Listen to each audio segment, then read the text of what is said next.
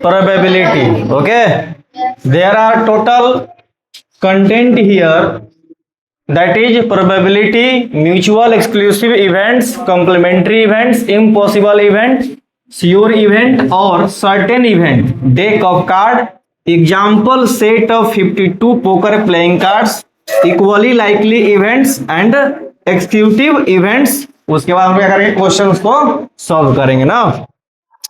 तो सबसे पहला टॉपिक हम लोग समझ लेते हैं क्या होता है। क्या लिखा हुआ है, प्रोबेबिलिटी। ध्यान से सुनो क्या लिखा हुआ है, एक्सपेरिमेंटल और इंपेरिकल।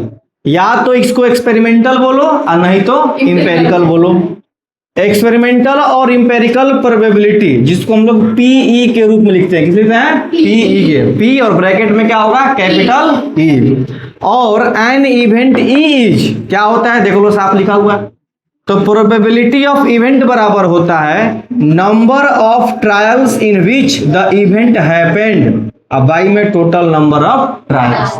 वही चीज कि जो भी आप ट्रायल्स कर रहे हो तो टोटल उसकी आउटकम्स क्या है, पहले उसको निकालना है। और उसमें से जिस ट्रायल के बारे में पूछेगा उसको हम लोग ऊपर में लिखते हैं। और कुल मिला के हमारा क्या निकल जाता है, प्रोबेबिलिटी ऑफ इवेंट। ये हो गया प्रोबेबिलिटी ऑफ इवेंट, किसका, एक्सपेरिमेंटल या तो इंपेरिकल का। लेकिन जब बात आती है थ्योरेटिकल प्रोबेबिलिटी की, दो होता है, कौन कौन, एक होता है एक्सपेरिमेंटल प्रोबेबिलिटी और एक होता है थ्योरेटिकल प्रोबेबिलिटी। तो कहीं कहीं पूछता है कि what is the other name of experimental probability, that is empirical.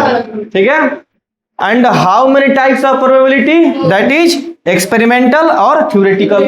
तो एक्सपेरिमेंटल को पीई से लिखते हैं और थ्योरेटिकल को पीए से लिखते हैं। ठीक है, अब इसमें अंतर क्या है, तो द थ्योरेटिकल प्रोबेबिलिटी, इसका एक और नाम है जिसका नाम है क्लासिकल प्रोबेबिलिटी, याद रहेगा, of an event A written as PA.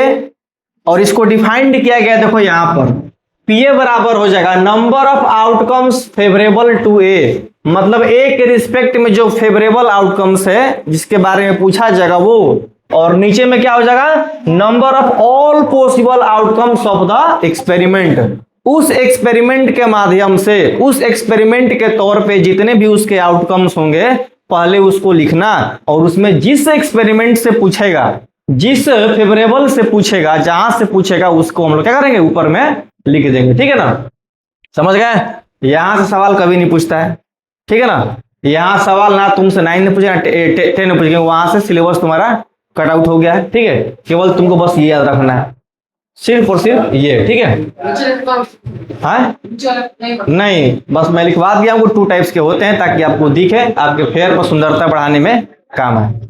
Mutually exclusive events क्या होता है, 2 और मोर इवेंट्स, 2 या 2 से अधिक इवेंट ऑफ एन एक्सपेरिमेंट, जिस एक्सपेरिमेंट में, जो एक्सपेरिमेंट तुम कर रहे हो उसमें अगर 2 इवेंट आए या 2 से अधिक इवेंट आए, where occurrence of an event prevents occurrence of all other events are called mutually exclusive event. वही चीज है जहां 2 या 2 से अधिक आउटकम्स निकल कर आ रहे हैं तो उसको हम लोग क्या कहते हैं, म्यूचुअली। जैसे तुम लोग डाइस पढ़े है ना, तो क्या लिखा हुए थे, 1,1 1,2 म्यूचुअल आ रहा है, 2 आ रहा है, हाँ वैसे ही उसको हम क्या बोलेंगे, म्यूचुअली एक्सक्लूसिव इवेंट। समझ गए, जहां 2 आउटकम्स की बात हो एक ही में या 2 से अधिक की बात हो। सिंगल की बात होगी तो वो हमारा म्यूचुअल नहीं होगा, जब 2 या 2 से अधिक की बात होगी तो वो हमारा म्यूचुअल होगा। आगे कंप्लीमेंट्री इवेंट, देखिए कंप्लीमेंट्री इवेंट क्या होता है, we denote the event not E by E not. ठीक है, नॉट इवेंट जब बात पूछेगा, ई मतलब इवेंट ही समझो, ठीक है ना। तो नॉट इवेंट को ई के ऊपर बार लगा देंगे तो इसका मतलब ही होता है नॉट इवेंट, और ई के ऊपर कुछ नहीं है इसका मतलब वो इवेंट है। ठीक है, तो अब हम इसको बोल सकते हैं कंप्लीमेंट ऑफ इवेंट ई। जैसे हम लोग पढ़े थे ना एंगल में कि अगर 40 प्लस 50 बराबर कितना होता है जी, 90। तो 40 प्लस 50 बराबर 90, इन दोनों को मिलाकर क्या कहा जाता है, कंप्लीमेंट्री। क्या कहते हैं, लेकिन जब केवल एक की बात होगी तो क्या कहा जाएगा, कंप्लीमेंट। क्या कहा जाएगा, अगर हम 40 को कंप्लीमेंट कहेंगे तो 40 किसका कंप्लीमेंट है, 50 का। 50 किसका कंप्लीमेंट है, 40 का। तो यहां लिखा हुआ है ना बताइए, देखो इसको हम बोलते हैं प्रोबेबिलिटी ऑफ इवेंट, क्या बोलते हैं, और इसको हम लोग बोलते हैं प्रोबेबिलिटी ऑफ नॉट इवेंट।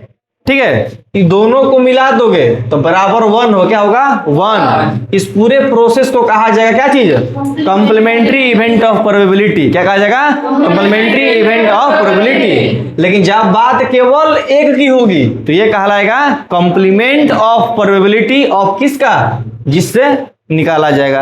अगर इवेंट का पूछेगा तो नॉट इवेंट का कंप्लीमेंट होगा, अगर नॉट इवेंट का पूछेगा तो इवेंट का कंप्लीमेंट होगा। समझ गए, सवाल यहां से आएगा। अब आएगा सवाल तो उन लोग, बहुत लोग कंफ्यूज होगा ना, ये कंप्लीमेंट इसमें कहां से आ गया। लेकिन तुम लोगों को अगर दिख जाए कि चैप्टर में एक्चुअली कंटेंट है क्या, तो क्वेश्चंस अपने आप बनने शुरू हो जाते हैं। ठीक है, समझ गए ना। अब देखो यहां लिख दिया हूं, probability of event plus probability of not event बराबर क्या होता है 1, हमेशा एक के बराबर होता है।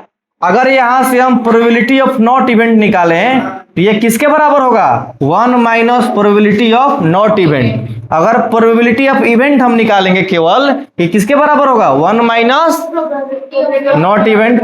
अगर हम प्रोबेबिलिटी ऑफ नॉट इवेंट निकालिए किसके बराबर होगा 1 minus probability of event. Hard है, यहां लिखा हुआ है कि the probability of an event E is a number, इसको हम लोग बोलते हैं पी, क्या बोलते हैं, सच दैट, ये इस कंडीशन को आप याद रखिएगा, 0 से क्या होगा, बड़ा होगा, 0 के बराबर हो सकता है। लिखा हुआ देख लो, 0 के बड़ा, 0 से बराबर, 1 से छोटा, 1 के बराबर के कंडीशन में अगर है तो हमारा क्या कहलाएगा, प्रोबेबिलिटी ऑफ इवेंट।